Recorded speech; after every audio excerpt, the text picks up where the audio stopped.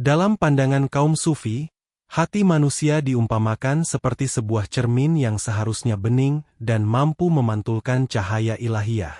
Namun, cermin tersebut seringkali tertutup oleh debu dan karat akibat kelalaian serta dosa yang dilakukan oleh seorang hamba. Hati yang kotor tidak akan mampu menangkap sinyal kebenaran dan keindahan dari Allah, sehingga sang pemilik hati akan hidup dalam kegelapan spiritual meskipun matanya mampu melihat dunia yang terang benderang. Kekotoran ini bukanlah kotoran fisik, melainkan hijab atau penghalang yang tebal yang memisahkan seorang insan dari penciptanya. Para ahli tasawuf meyakini bahwa setiap dosa dan keburukan yang dilakukan akan menjadi titik hitam yang menempel pada dinding hati. Jika titik hitam ini dibiarkan terus-menerus tanpa adanya usaha pembersihan, maka ia akan melebar dan mengerak, menutupi seluruh permukaan hati. Dalam kondisi seperti ini, hati menjadi keras dan mati, tidak lagi peka terhadap nasihat agama maupun getaran kasih sayang. Inilah yang menjadi dasar mengapa penyucian jiwa atau tazkiyatun nafs menjadi agenda utama bagi siapa saja yang hendak menempuh jalan menuju makrifatullah. Nabi Muhammad pernah bersabda bahwa di dalam tubuh manusia terdapat segumpal daging. Jika ia baik maka baiklah seluruh tubuhnya, dan jika ia rusak maka rusaklah seluruh tubuhnya. Ketahuilah bahwa segumpal daging itu adalah hati. Hadis ini menjadi landasan kokoh bagi para sufi untuk memprioritaskan pembenahan batin di atas segalanya. Fokus perbaikan bukan sekadar pada tampilan lahiriah atau ibadah fisik semata, melainkan pada kualitas kebersihan wadah tempat iman itu bersemayam. Tanpa kesadaran akan kondisi hati yang terhijab, seorang hamba akan terus berjalan di tempat atau bahkan tersesat dalam ilusi kesalehan semu. Ia mungkin merasa telah beribadah, namun ibadahnya tidak membekas karena terhalang oleh sifat ria, ujub, dan cinta dunia yang masih bercokol kuat. Oleh karena itu, langkah awal dari perjalanan spiritual adalah menyadari adanya penyakit di dalam diri dan memiliki tekad kuat untuk mengobatinya melalui metode penyucian yang telah digariskan oleh para ulama ahli hati. Tahap pertama dalam tazkiyatun nafs dikenal dengan istilah tahalli, yang bermakna mengosongkan atau membersihkan diri dari sifat-sifat tercela atau mazmumah. Proses ini seringkali terasa menyakitkan bagi ego seorang manusia, karena ia harus melepaskan segala atribut kebanggaan semu yang selama ini melekat dan dianggap sebagai jati diri. Seorang salik harus berani membuang rasa sombong, dengki, kikir, dan ambisi duniawi yang berlebihan dari dalam dadanya. Layaknya seseorang yang harus memuntahkan racun yang telah lama tertelan agar tubuhnya bisa kembali sehat. Para guru sufi mengajarkan bahwa tahalli adalah fondasi mutlak, sebab tidak mungkin air susu yang murni dituangkan ke dalam gelas yang masih berisi air comberan. Jiwa harus dibersihkan terlebih dahulu dari ketergantungan kepada makhluk dan hawa nafsu sebelum ia siap menerima curahan cahaya hikmah. Ini adalah fase peperangan batin di mana seorang hamba dipaksa untuk melawan keinginan dirinya sendiri, yang cenderung mengajak kepada keburukan dan kelalaian. Salah satu racun terbesar yang harus dikuras dalam tahap ini, adalah kecintaan yang berlebihan terhadap dunia atau hubbud dunya. Rasa cinta ini menjadi akar dari segala kesalahan, karena membuat mata hati buta terhadap kehidupan abadi di akhirat. Dalam proses tahalli, seorang hamba belajar untuk zuhud, bukan berarti tidak memiliki harta, melainkan hati tidak terikat oleh harta tersebut. Harta boleh berada di tangan, namun pantang baginya untuk masuk dan bertahta di dalam hati. Keberhasilan dalam fase pengosongan ini ditandai dengan munculnya rasa ringan dalam beribadah dan hilangnya beban keterikatan emosional terhadap pujian maupun cacian manusia. Seorang hamba yang telah sukses melakukan tahalli tidak akan merasa bangga saat dipuji dan tidak akan sakit hati saat dicaci, karena ia sadar bahwa segala penilaian makhluk adalah fana. Ia telah membuang sampah ego yang selama ini menjadi sumber kegelisahan, menyisakan ruang kosong di dalam jiwa yang siap untuk diisi dengan kehadiran Allah. Setelah menyadari perlunya pengosongan diri, seorang hamba memasuki arena mujahadah, yaitu bersungguh-sungguh dalam memerangi hawa nafsu. Ini adalah jihad akbar atau peperangan besar sebagaimana yang pernah diisyaratkan oleh Nabi Muhammad sekembalinya dari Perang Badar. Musuh yang dihadapi bukanlah pasukan bersenjata, melainkan diri sendiri yang selalu membisikkan kemalasan, syahwat, dan keinginan untuk melanggar batasan syariat demi kepuasan sesaat. Mujahadah memerlukan disiplin yang ketat dan stamina spiritual yang prima. Imam Al-Ghazali dalam kitabnya sering menekankan bahwa nafsu itu seperti bayi yang menyusu. Jika dibiarkan ia akan terus menyusu hingga dewasa, namun jika disapih dengan paksa, ia akan menangis sebentar lalu terbiasa berhenti.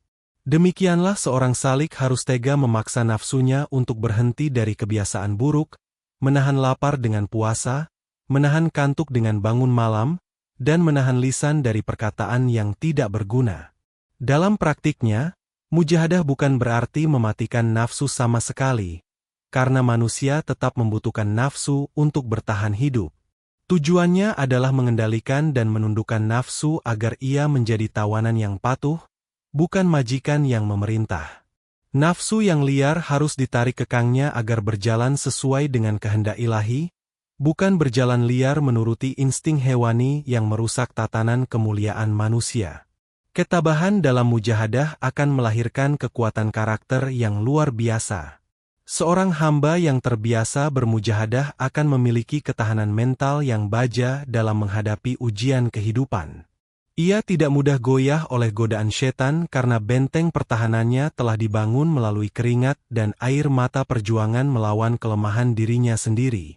Inilah jalan para ksatria ruhani yang memilih jalan terjal mendaki demi mencapai puncak kedekatan dengan Sang Pencipta. Di tengah hiruk-pikuk perjuangan spiritual, seorang hamba wajib melakukan muhasabah atau introspeksi diri secara berkala. Ini adalah momen hening di mana seseorang duduk menghitung untung rugi perniagaannya dengan Allah. Ia meneliti setiap lintasan hati, ucapan, dan tindakan yang telah dilakukan sepanjang hari, apakah lebih banyak didorong oleh niat tulus karena Allah ataukah disusupi oleh kepentingan nafsu yang terselubung. Umar bin Khattab pernah mengingatkan untuk menghisab diri sendiri sebelum kelak dihisab oleh Allah di hari pembalasan. Muhasabah adalah metode deteksi dini terhadap virus-virus hati yang mungkin menyusup tanpa disadari. Seringkali amal kebaikan rusak bukan karena tidak dikerjakan, melainkan karena niatnya bergeser di tengah jalan. Melalui muhasabah yang jujur, seorang hamba akan menemukan cacat dalam amalnya dan segera memohon ampunan serta memperbaikinya sebelum terlambat. Proses ini menuntut kejujuran mutlak karena tidak ada yang bisa menyembunyikan rahasia dari pandangan Allah. Seorang hamba yang bermuhasabah akan memposisikan dirinya sebagai terdakwa di hadapan hakim nuraninya sendiri. Ia tidak akan mencari pembenaran atas kesalahannya, melainkan mengakui dengan rendah hati segala kekurangan dan kealpaan. Rasa penyesalan yang lahir dari muhasabah ini adalah energi positif yang akan mendorong perbaikan kualitas diri di masa depan. Tanpa muhasabah, seseorang akan mudah tergelincir ke dalam istidraj, yaitu merasa nyaman dalam dosa dan kelalaian karena limpahan nikmat duniawi. Muhasabah menjaga kewaspadaan seorang hamba agar tidak terlena. Ia menjadi rem pakem yang menghentikan laju kesombongan dan menjadi kompas yang meluruskan kembali arah tujuan hidup semata-mata hanya untuk mencari keridhaan Allah. Setelah hati dikosongkan dari sifat tercela melalui tahalli, maka langkah selanjutnya adalah tahalli, yaitu menghiasi jiwa dengan sifat-sifat terpuji atau mahmudah. Hati yang telah bersih tidak boleh dibiarkan kosong, melainkan harus segera diisi dengan cahaya akhlak mulia seperti sabar, syukur, tawakal, qanaah, dan kasih sayang. Ini adalah fase mempercantik diri di hadapan Allah, mengenakan busana takwa yang merupakan sebaik-baik pakaian bagi seorang hamba. Penanaman sifat-sifat mulia ini dilakukan dengan meneladani akhlak Nabi Muhammad sebagai manusia paripurna. Seorang salik berusaha mengadopsi sifat-sifat ketuhanan sesuai dengan kapasitas kemanusiaannya, seperti menjadi pemaaf karena Allah Maha Pemaaf, dan menjadi penyayang karena Allah Maha Penyayang. Tahalli menjadikan seseorang tidak hanya baik secara internal, tetapi juga memancarkan kebaikan tersebut kepada lingkungan sekitarnya melalui perilaku yang santun dan menyejukkan. Salah satu hiasan terindah dalam tahap ini adalah sifat ridho, yaitu menerima dengan lapang dada segala ketentuan dan takdir yang ditetapkan oleh Allah. Ridho adalah puncak dari kepasrahan di mana seorang hamba tidak lagi protes atau mengeluh atas skenario kehidupan yang dijalaninya. Ia melihat segala peristiwa, baik yang manis maupun pahit, sebagai bentuk kasih sayang Allah yang harus disambut dengan prasangka baik dan senyuman batin. Proses tahalli mengubah seorang manusia biasa menjadi pribadi yang agung dan berwibawa. Kehadirannya membawa kedamaian dan ketiadaannya dirindukan oleh sesama. Ia menjadi cerminan dari keindahan ajaran Islam yang rahmatan lil alamin. Hati yang telah terhias dengan akhlak mulia ini akan menjadi magnet yang menarik rahmat Allah, memudahkan jalan menuju pemahaman yang lebih dalam tentang rahasia ketuhanan. Dalam upaya menjaga kebersihan hati yang telah disucikan, zikir memegang peranan vital sebagai sabun atau penggilap spiritual. Para sufi meyakini bahwa hati manusia sangat mudah berkarat akibat interaksi dengan dunia yang penuh tipu daya. Karat ini hanya bisa digosok dan dihilangkan dengan terus-menerus menyebut dan mengingat nama Allah. Zikir adalah nutrisi bagi jiwa, tanpanya hati akan kering, gersang, dan akhirnya mati kelaparan. Allah berfirman dalam kitab suci bahwa hanya dengan mengingat Allah hati menjadi tenang. Ketenangan ini bukan sekadar relaksasi psikologis, melainkan kedamaian fundamental yang muncul karena tersambungnya kembali ikatan antara hamba dengan Tuhannya. Zikir yang dilakukan bukan hanya qomat kamit di lisan, tetapi meresap ke dalam lubuk hati, menggetarkan setiap sel tubuh, dan menghadirkan rasa takut sekaligus harap kepada Sang Pencipta. Terdapat tingkatan zikir dalam perjalanan tasawuf, mulai dari zikir lisan, zikir hati, hingga zikir sir atau rahasia. Pada tingkatan tertinggi, zikir sudah menjadi nafas kehidupan, di mana seorang hamba senantiasa ingat kepada Allah dalam setiap detak jantungnya, baik saat berdiri, duduk, maupun berbaring. Nama Allah telah menyatu dalam aliran darahnya, membakar habis setiap benih kelalaian yang mencoba tumbuh kembali. Efek dari zikir yang istiqamah adalah terbukanya mata batin. Hijab-hijab kegelapan perlahan tersingkap oleh cahaya nama-nama agung yang terus didawamkan. Seorang hamba yang ahli zikir akan memiliki ketajaman firasat dan kepekaan nurani. Ia berjalan di muka bumi dengan membawa pelita cahaya ilahi yang menerangi jalannya, membedakan antara yang hak dan yang batil dengan jelas tanpa keraguan sedikitpun. Puncak dari disiplin tazkiyatun nafs adalah terciptanya kondisi murakabah, yaitu kesadaran penuh bahwa diri seorang hamba senantiasa berada dalam pengawasan Allah. Ini adalah implementasi nyata dari konsep ihsan, beribadah seolah-olah melihatnya, dan jika tidak mampu, maka yakinlah bahwa Dia melihatku. Dalam keadaan murakabah, seorang salik merasa tidak ada satu detik pun ia luput dari pandangannya. Kesadaran ini melahirkan adab yang tinggi, baik saat berada di keramaian maupun dalam kesendirian. Bagi ahli murakabah, kesendirian adalah keramaian bersama Allah. Ia malu untuk berbuat maksiat bukan karena takut dilihat manusia, tetapi karena rasa malu yang mendalam kepada Zat yang Maha Menatap. Hatinya selalu terjaga, memonitor setiap lintasan pikiran agar tidak melenceng dari jalur yang diridau. Praktik murakabah melatih fokus dan konsentrasi batin tingkat tinggi. Seorang hamba belajar untuk tidak menoleh ke kiri dan ke kanan dalam perjalanan spiritualnya. Pandangannya lurus tertuju kepada Allah. Segala godaan duniawi yang melintas dianggap sebagai gangguan kecil yang tidak layak mendapatkan perhatian. Ia hidup di dunia, namun kesadarannya tertambat kuat di alam malakut, menyaksikan kebesaran pengaturan Allah di alam semesta. Buah dari murakabah adalah keintiman atau UNS billah.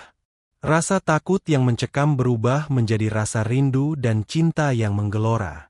Seorang hamba merasa begitu dekat dengan Tuhannya, sehingga doa-doa yang dipanjatkan bukan lagi berupa permintaan, melainkan percakapan mesra antara kekasih dengan yang dikasihi. Inilah kenikmatan surga dunia yang diberikan kepada mereka yang berhasil menjaga kesucian hatinya. Setelah melalui proses panjang pembersihan, penghiasan, dan penjagaan, tibalah seorang hamba pada fase tajalli, yaitu tersingkapnya tabir dan tampaknya cahaya keagungan Allah di dalam hati yang telah bening. Ini adalah hadiah dari langit bagi jiwa yang telah mencapai derajat nafsu mutmainah atau jiwa yang tenang. Hati yang bersih kini berfungsi sempurna sebagai cermin yang memantulkan sifat-sifat jamal dan jalalnya tanpa distorsi. Pada tahap ini, seorang insan mencapai tingkat makrifatullah yang sejati. Ia mengenal Tuhannya bukan lagi dari dalil-dalil logika atau kata-kata orang lain, melainkan melalui penyaksian rasa atau dzauk yang tak terbantahkan. Ia melihat campur tangan Allah di balik setiap kejadian. Tidak ada lagi yang dilihatnya di alam semesta ini kecuali manifestasi dari nama-nama dan perbuatan Allah. Segala dualitas lebur dalam kesadaran tauhid yang murni. Jiwa yang telah mengalami tajalli akan merasakan ketenangan yang tidak tergoyahkan oleh badai kehidupan apapun. Ia telah sampai di dermaga keyakinan atau hakul yakin. Panggilan mesra dari Tuhan, wahai jiwa yang tenang, kembalilah kepada Tuhanmu dengan hati yang ridho dan diridau, menjadi melodi indah yang mengiringi sisa hidupnya. Kematian baginya bukanlah akhir yang menakutkan, melainkan gerbang pertemuan dengan kekasih abadi yang selama ini dirindukan. Inilah puncak dari perjalanan tazkiyatun nafs ala kaum sufi. Sebuah perjalanan dari kegelapan menuju cahaya, dari kotoran menuju kesucian, dan dari keterasingan menuju perjumpaan. Rahasia penyucian jiwa ini mengajarkan bahwa tujuan hidup manusia bukan hanya untuk menumpuk materi, melainkan untuk memoles cermin hati agar wajah sang kekasih bisa tampak jelas di sana, membawa kebahagiaan abadi yang tidak akan pernah sirna.